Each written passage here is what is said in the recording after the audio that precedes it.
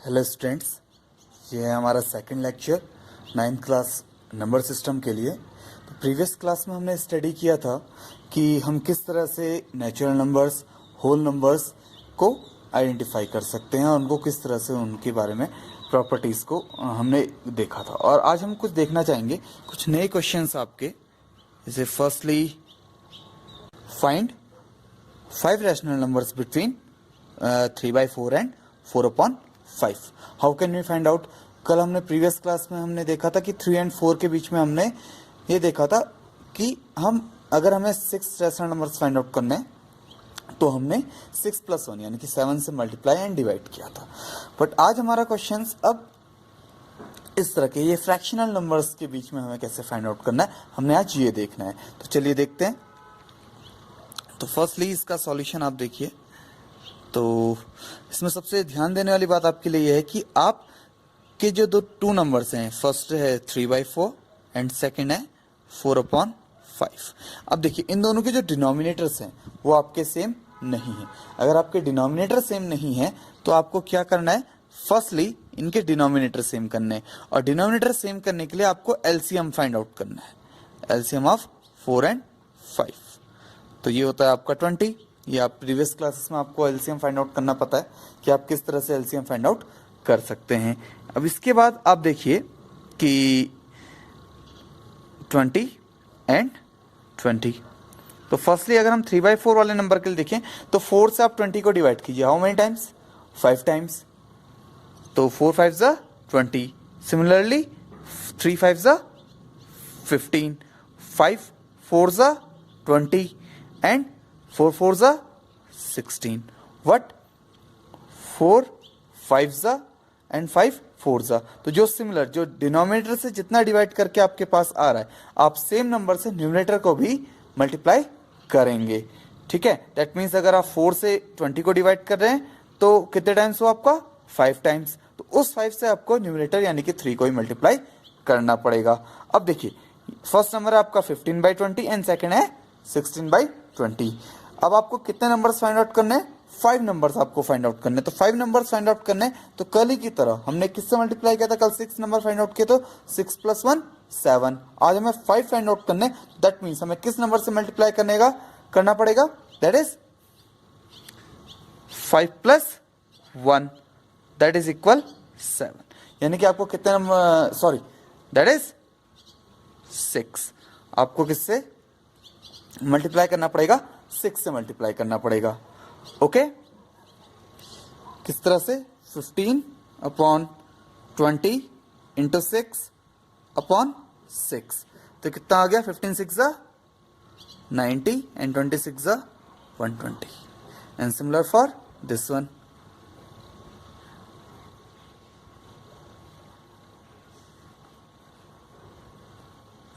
ठीक है, तो अब आपके रैशनल नंबर्स क्या आ जाएंगे? रैशनल नंबर क्या क्या आएंगे? देखिए, यहां आपका 90 है, ये 96 है, तो कितना आ गया आपका? 91/120, 92/120, 93/120, 94/120, 95/120. That means these 5s are the rational numbers between 3/4 and 4/5. Okay? अब हम एक और नेक्स्ट क्वेश्चन देख लेते हैं। ओके, सेकंड क्वेश्चन आपका है, is 0 is a rational number? If yes, write in the form of p/q. Okay, is 0 is a rational number? What do you think? Yes, 0 is a rational number. Okay, if yes, then how can you solve? Then how can you solve? Okay, then हमने initial definition से पता है, if any number is rational then it can always be written in the form of p/q, and where q is not equal 0, that means you take any number other than 0 in denominator. As you know that 0 upon something, say n, where your n belongs to, where your n is any integer other than 0। That means what, जो आपका denominator है ये number, ये आपका जो number है ये आपका क्या, इसका जो डिनोमिनेटर है वो n है, और n आपका क्या है, इंटीजर है, जैसे आपने कल पढ़ा हुआ था। और वो क्या हो सकता है, other than n is any integer other than 0। तो अगर 0 के अलावा कुछ भी हुआ तो वो नंबर आपका क्या बन जाएगा, इंटीजर बन जाएगा। और एक बात आपको और केयरफुली याद होनी चाहिए, 0 upon something is always 0 other than 0। हाँ, ये याद रखना कि डिनोमिनेटर में आपका 0 नहीं होना चाहिए, otherwise 0 upon something, it may be any number, से this number B 0 upon 2, 0 upon 100, any number, because 0 upon 2 is integer, 100 is also integer, that's why this 0 upon 2 become 0. By that means we can easily show that 0 is a rational number, and this is the form of p by q, because p belongs to, because 0 is also integer and 2 is integer. Okay, now next questions. Okay, question number 3 क्या है आपका, every, इसके first part है every integer is a natural number, second है every rational is integer, and third है every whole number is rational. If yes then justify your answer, and if no then also justify your answer. Okay, that means yes और no for all, यानी कि सारे questions में आपको क्या बताना है कि जो गिवन स्टेटमेंट्स हैं आपके, क्या ये ट्रू हैं या ये फॉल्स हैं। तो फर्स्टली ये इस तरह के क्वेश्चंस करने से पहले आपको एक बात याद रख लेनी चाहिए कि आपके जो नंबर सिस्टम है, जो मैंने फर्स्ट लेक्चर में आपसे टॉक किया था जिनके बारे में, तो आपको ये पता होना चाहिए कि कौन कौन से सेट किस किस को डिफाइन कर रहे हैं। चलिए हम फर्स्ट क्वेश्चन देखते हैं। सबसे पहले इसमें आपका क्या बोल रहा है, every integer is a natural number और नॉट। ओके, आप नेचुरल नंबर का एक इंटीजर का सेट लिख लीजिए और एक आप नेचुरल नंबर का सेट लिख लीजिए।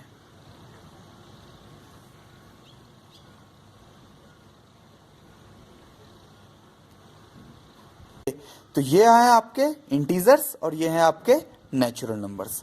तो अब आप देखिए स्टेटमेंट क्या है आपका, every integer is a natural number और नॉट। अब देखिए -3 is integer, obviously -3 belongs to this set, -3 is an integer, but is -3 is a natural number और नॉट? नॉट, बिकॉज -3 इस सेट में तो है आपका, इस कलेक्शन में है, बट क्या -3 आपका इस कलेक्शन में है? नहीं है। इसी तरह से आपका क्या 0 नेचुरल नंबर में है, बिकॉज 0 जो है आपका इंटीजर है, वो जेड को बिलोंग कर रहा है, बट वो क्या नेचुरल नंबर को बिलोंग करता है? नहीं करता है। तो ये स्टेटमेंट आपका क्या हो गया, no. As 0, -2, -1 are integer but not natural. Okay, बात समझ में आई? अगेन फिर से समझ लेते हैं क्या बोल रहा है, every integer is natural number, is a natural number और not. Okay, is a natural number और नॉट। तो दैट मीन्स इससे आपको क्या समझ में आ रहा है कि आपने यहां से आपने दोनों साइड एक साथ लिख लिए और आप दोनों को कंपेयर करके देखिए कि क्या कंपैरिजन में आपको ये दिख रहा है कि ये नंबर इंटीजर में आ रहे हैं या नहीं आ रहे हैं? नहीं आ रहे हैं, बिकॉज कुछ नंबर ऐसे लेफ्ट रह जा रहे हैं इंटीजर में जो कि नेचुरल नंबर में नहीं है। That's why your all integers are not natural numbers. Next second question पे हम बात करते हैं। तो सेकंड क्वेश्चन आपका क्या था कि एवरी रैशनल इज इंटीजर और नॉट। तो एवरी रैशनल इज इंटीजर, तो रैशनल नंबर्स आपके क्या थे, any number which can be written in the form of p by q, p upon q, जहां पे आपके p और q क्या थे, ये आपके इंटीजर में थे, और q इज नॉट इक्वल 0। ठीक है, और आपके इंटीजर क्या थे, अभी हमने थोड़ी देर पहले देखा था, that is -2, -1, 0, 1, 2 up to. Okay, अब देखिए क्या आपके हर एक इंटीजर हर एक रैशनल नंबर क्या इंटीजर हो सकता है? तो आपको ढूंढना पड़ेगा। If yes then you want to prove.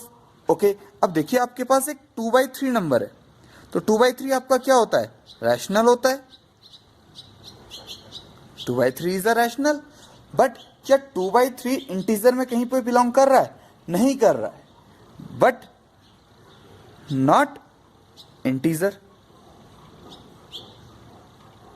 That means क्या समझ में आया कि आपका हर एक रैशनल नंबर इंटीजर नहीं है, बिकॉज 2/3 तो p/q के फॉर्म पे लिखा गया। 2/3 जो आपका नंबर है वो p/q के फॉर्म पे आपने लिख लिया, तो दैट मीन्स ये नंबर इसको बिलोंग कर रहा है, बट ये नंबर इसको बिलोंग नहीं करेगा। ओके, एंड द लास्ट, आपका लास्ट क्या है कि every whole number is a rational और नॉट।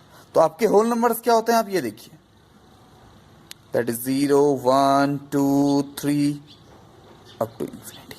और रैशनल तो अभी हम टॉक कर ही गए हैं। अभी यहाँ पे हमने देखा कि any number which can be written in the form of p/q, जहाँ पे आपके p और q इंटीजर को बिलोंग करते हैं और आपका डिनोमिनेटर 0 नहीं हो सकता।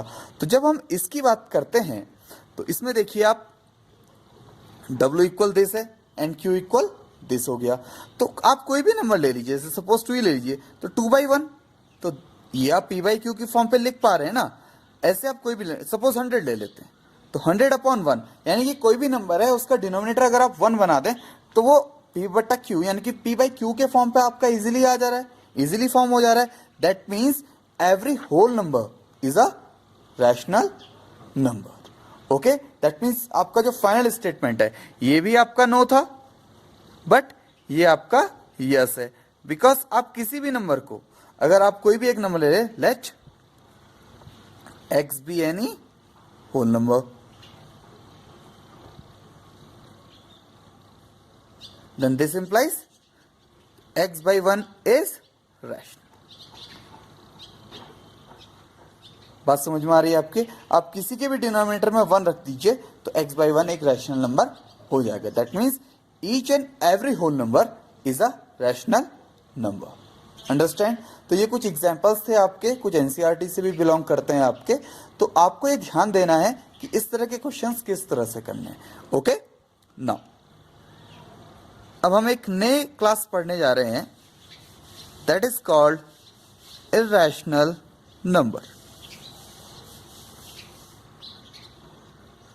Now what is irrational number? Okay, any number which cannot be written in the form of p/q।